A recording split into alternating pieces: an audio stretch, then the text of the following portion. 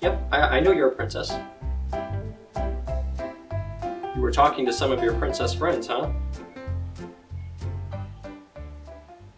They didn't know what it means to be a princess. Well, did you, I mean, you guys are princesses, aren't you? They're not too sure if they are princesses. I see. Well, I mean, one thing you could do is you could read about people who are considered princesses or people who played princesses in old movies. She knew I was going to suggest old movies because I like old movies. Well, if you ask for advice from me, you might get advice that comes from old movies. She said that's okay. That's one thing she loves about me. Well, I will tell you what. I have a great storybook, actually, about Audrey Hepburn, who played a princess in one of her movies. The title of that movie was Roman Holiday. And it might help you to read about this person who many people consider to have been a princess, both in movies and in real life. Well, we'll go ahead and read Audrey Hepburn from the Little People, Big Dreams series. Story of Audrey Hepburn, part of the Little People, Big Dreams series. Little Audrey lived in a town called Arnhem, in the Netherlands. She dreamed of what she would do when she grew up. Would she become a ballerina? Or maybe an actress? There's her dreaming in her room about what she's going to do. Do you ever dream about what you're going to do when you grow up? But one day, on her way to ballet class, Audrey saw soldiers on the streets. War had broken out. She watched many families being sent away from their homes, including children just like her. Those are the bad guys taking the children away from their families. It was a hard time for Audrey and all the other children. There was very little food, and they were often hungry. Look at that small amount of food they have on their plates. There wasn't very much food. At last, the fighting had ended, and Audrey moved to London to study dance. Her teacher said she was too weak from the war to become a ballerina. But Audrey did not give up. She decided to act and dance in musicals instead. So she's found a new way to do her dream. Before long, she was making her first Hollywood film, driving around Rome with the famous actor Gregory Peck.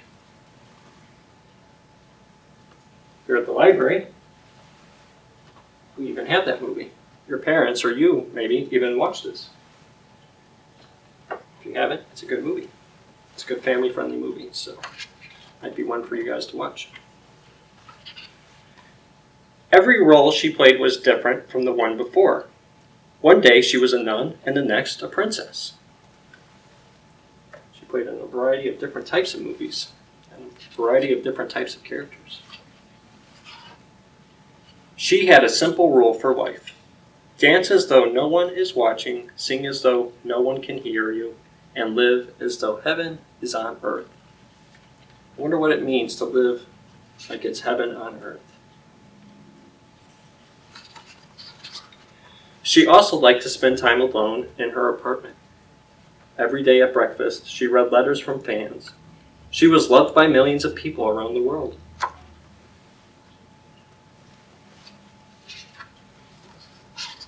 Audrey won award after award, but she worried that she didn't deserve them. While she was a Hollywood star who seemed to have everything, she never forgot that there were children in the world who were hungry, just like she had been.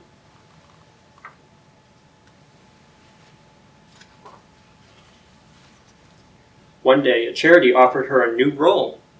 They asked her to become their official ambassador and visit children all over the world.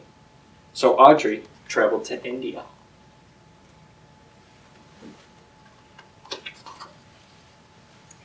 And to Africa.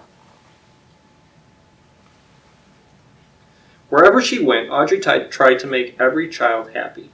She helped raise money to provide children with water, food, and medicine. Those were things that she needed when she was a child, but didn't have. And I wonder if that maybe helped her to help realize that there were children around the world who needed that kind of help. Audrey spent the rest of her life helping people across the globe, and that made her happier than acting had ever done. There's her sense of satisfaction from helping other people. Do you ever feel good about yourself when you help somebody else? It helps you to feel fulfilled sometimes, doesn't it? Well, that was the story of Audrey Hepburn, and here's more. Here's actual real pictures of what Audrey looked like. Here, I think she's dancing in a movie called Funny Face. That's her dancing in Funny Face. She did a lot of dancing in that movie, and she actually co-starred with Fred Astaire, who was a great dancer. I'll read you the little bio here. It says, Audrey Hepburn was one of the most iconic actresses of stage and screen. She was born Audrey Kathleen Ruston in Belgium in 1929. Her mother, Ella van Heemstra, was a Dutch baroness, and her father, Joseph Ruston, was British. Her parents broke up when she was 3, and Audrey moved with her mother to Arnhem, a small town in the Netherlands. It was here that Audrey started to take ballet lessons. But when World War II broke out in 1939, Audrey's mother hoped that the Netherlands would be safe. Unfortunately, Audrey's family, like many others, suffered greatly during the war. Food was scarce, and she witnessed crimes she would remember for the rest of her life. After the war, Audrey trained to be a ballerina, but she was weak from years of malnutrition, so she decided to focus on acting instead of ballet. She got her big break in the Broadway play Gigi and went on to star in many Hollywood films, such as Breakfast at Tiffany's, winning prestigious awards along her career. During her retirement, the children's charity UNICEF asked her to be their goodwill ambassador. She traveled all around the world, raising awareness for children who needed food, clean water, and medicine. Audrey did whatever she could do to help others because she remembered how she had felt when she was a child in need. And if you want to learn some more good stuff about Audrey's early life, I highly recommend this book. And I want to remind you that we are having the virtual summer reading program this year, so make sure you're signed up for that.